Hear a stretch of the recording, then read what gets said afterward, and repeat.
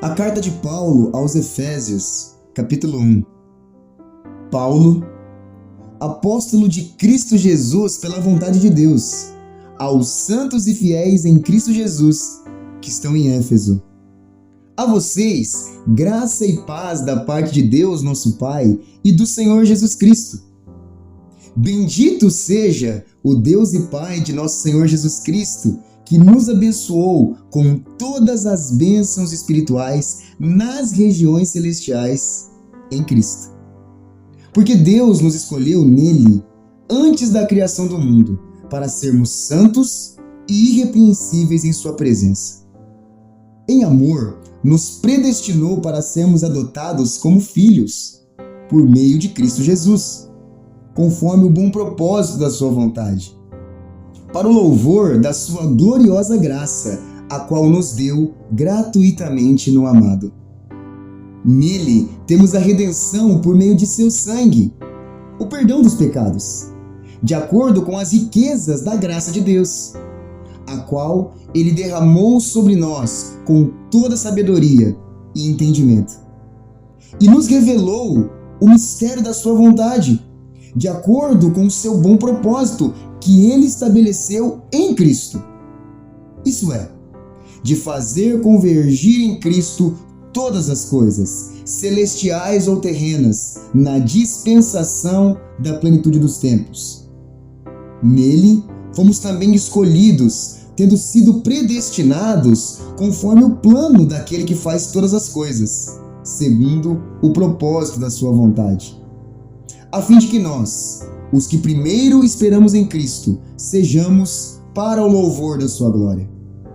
Nele, quando vocês ouviram e creram na palavra da verdade, o evangelho que os salvou, vocês foram selados com o Espírito Santo da promessa, que é a garantia da nossa herança até a redenção daqueles que pertencem a Deus, para o louvor da sua glória. Por essa razão, desde que ouvi falar da fé que vocês têm no Senhor Jesus e do amor que demonstram para com todos os santos, não deixo de dar graças por vocês, mencionando-os em minhas orações. Peço que o Deus de nosso Senhor Jesus Cristo, o glorioso Pai, lhes dê espírito de sabedoria e de revelação no pleno conhecimento dele. Oro também para que os olhos do coração de vocês sejam iluminados, a fim de que vocês conheçam a esperança para a qual ele o chamou, as riquezas da gloriosa herança dele nos santos e a incomparável grandeza do seu poder para conosco, os que cremos, conforme a atuação da sua poderosa força.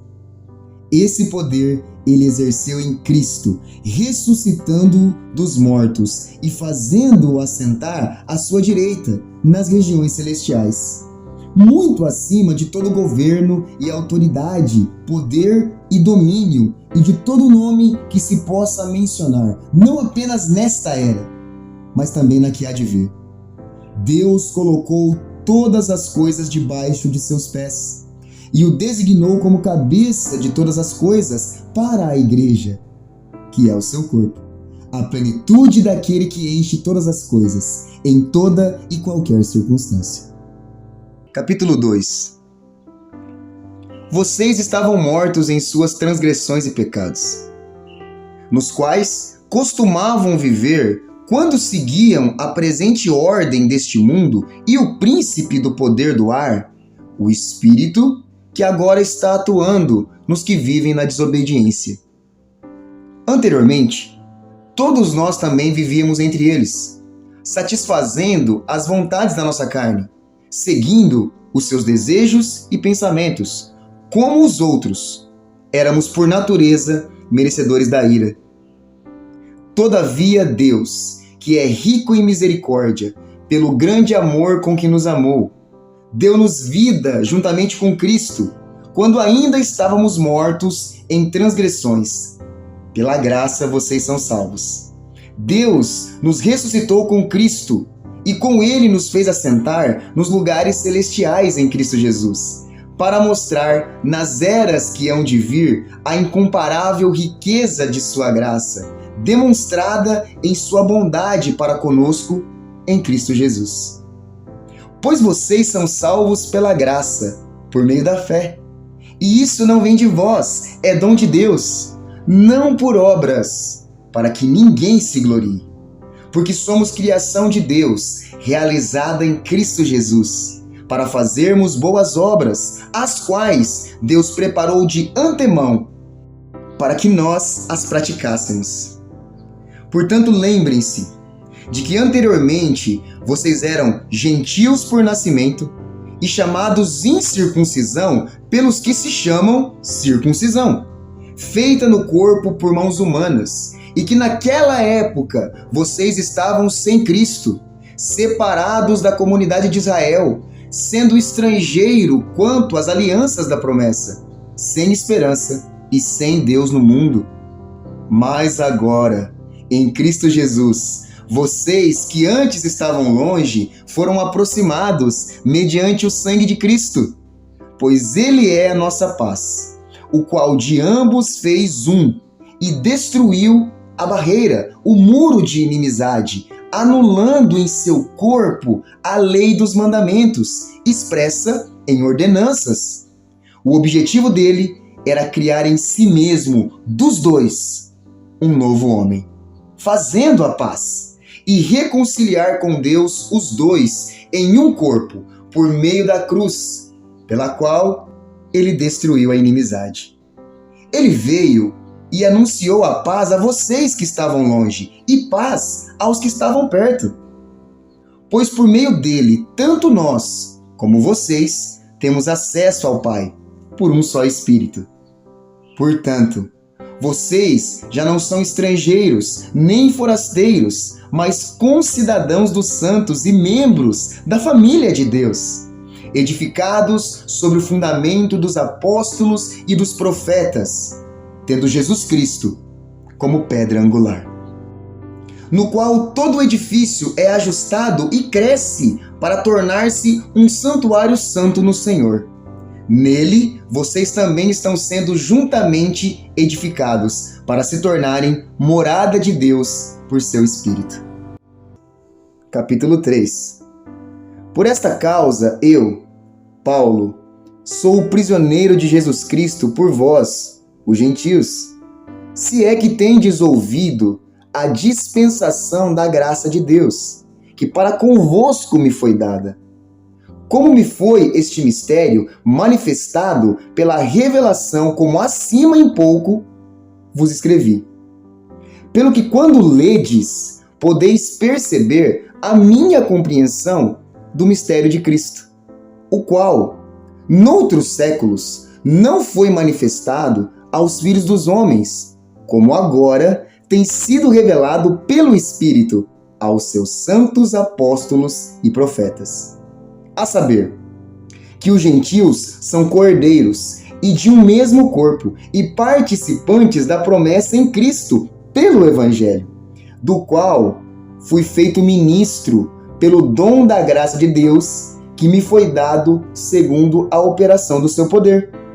A mim, o mínimo de todos os santos, me foi dada esta graça de anunciar entre os gentios, por meio do Evangelho, as riquezas incompreensíveis de Cristo e demonstrar a todos qual seja a dispensação do mistério, que desde os séculos esteve oculto em Deus, que tudo criou, para que agora, pela Igreja, a multiforme sabedoria de Deus seja conhecida dos principados e potestades nos céus, segundo o eterno propósito que fez em Cristo Jesus, nosso Senhor, no qual temos ousadia e acesso com confiança, pela nossa fé nele. Portanto, vos peço que não desfaleçais nas minhas tribulações, que são a vossa glória. Por causa disso, me ponho de joelhos perante o Pai de nosso Senhor Jesus Cristo, do qual toda a família nos céus e na terra toma o nome, para que, segundo as riquezas da sua glória, vos conceda que sejais corroborados com poder pelo seu Espírito no homem interior, para que Cristo habite pela fé no vosso coração, a fim de, estando arraigados e fundados em amor, poderdes perfeitamente compreender com todos os santos qual seja a largura e o comprimento e a altura e a profundidade, e conhecer o amor de Cristo, que excede todo o entendimento, para que sejais cheios de toda a plenitude de Deus.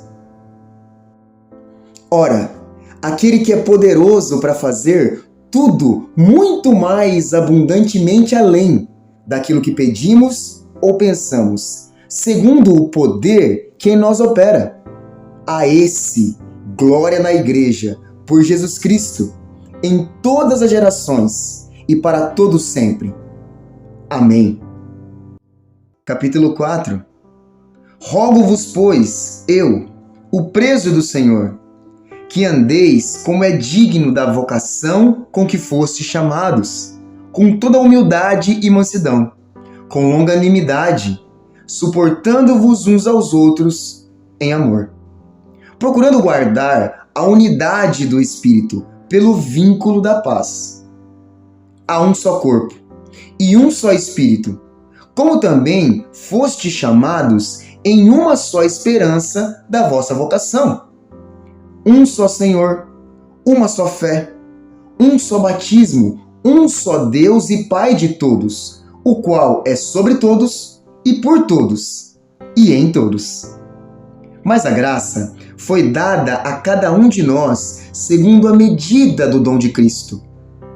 Pelo que diz, subindo ao alto, levou cativo o cativeiro e deu dons aos homens. Ora, isto, ele subiu, que é senão que também antes tinha descido às partes mais baixas da terra? Aquele que desceu é também o mesmo que subiu acima de todos os céus, para cumprir todas as coisas. E ele mesmo deu uns para apóstolos, e outros para profetas, e outros para evangelistas, e outros para pastores e doutores, querendo o aperfeiçoamento dos santos, para a obra do ministério, para a edificação do corpo de Cristo, até que todos cheguemos à unidade da fé e ao conhecimento do Filho de Deus, a varão perfeito, à medida da estatura completa de Cristo, para que não sejamos mais meninos inconstantes, levados em roda por todo vento de doutrina, pelo engano dos homens, que com astúcia enganam fraudulosamente. Antes, seguindo a verdade em amor, cresçamos em tudo naquele que é a cabeça, Cristo, do qual todo o corpo, bem ajustado e ligado pelo auxílio de todas as juntas, segundo a justa operação de cada parte, faz o aumento do corpo para a edificação em amor. E digo isto e testifico no Senhor, para que não andeis mais como andam também os outros gentios, na vaidade do seu sentido, entenebrecidos no entendimento, separados da vida de Deus, pela ignorância que há neles, pela dureza de seu coração, os quais, havendo perdido todo sentimento, se entregaram à dissolução, para com avidez cometerem toda a impureza. Mas vós não aprendestes assim a Cristo, se é que o tendes ouvido, e nele fostes ensinados como está a verdade em Jesus, que quanto ao trato passado vos despojeis do velho homem, que se corrompe pelas concupiscências do engano, e vos renoveis no espírito do vosso sentido, e vos revistais do novo homem, que segundo Deus é criado em verdadeira justiça e santidade. Pelo que deixai a mentira e falai a verdade, cada um com o seu próximo, porque somos membros uns dos outros. Irai-vos e não pequeis. Não se ponha o sol sobre a vossa ira. Não deis lugar ao diabo. Aquele que furtava, não furte mais. Antes, trabalhe, fazendo com as mãos o que é bom, para que tenha o que repartir com o que tiver necessidade.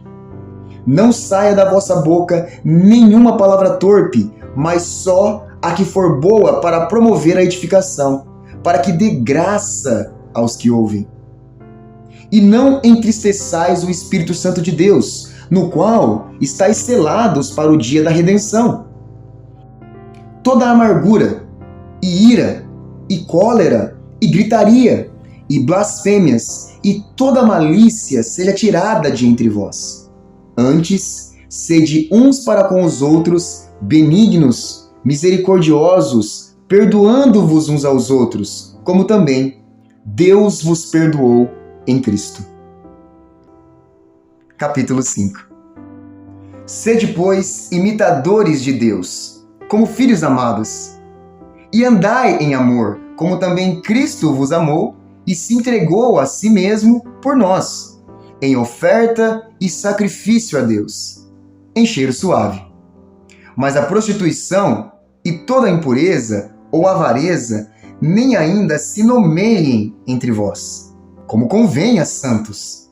Nem torpezas, nem parvoices, nem chocarrices, que não convém, mas antes ações de graças. Porque bem sabeis isto, que nenhum fornicador, ou impuro, ou avarento, o qual é idólatra, tem herança no reino de Cristo e de Deus. Ninguém vos engane com palavras vãs, porque por essas coisas vem a ira de Deus sobre os filhos da desobediência. Portanto, não sejais seus companheiros, porque noutro tempo erais trevas, mas agora sois luz no Senhor. Andai como filhos da luz. Porque o fruto do Espírito está em toda bondade, e justiça e verdade, aprovando o que é agradável ao Senhor. E não comuniqueis com as obras infrutuosas das trevas, mas antes condenai-as, porque o que eles fazem em oculto, até dizê-lo é torpe. Mas todas essas coisas se manifestam, sendo condenadas pela luz, porque a luz tudo manifesta. Pelo que diz: desperta, ó tu que dormes, e levanta-te dentre os mortos, e Cristo te esclarecerá.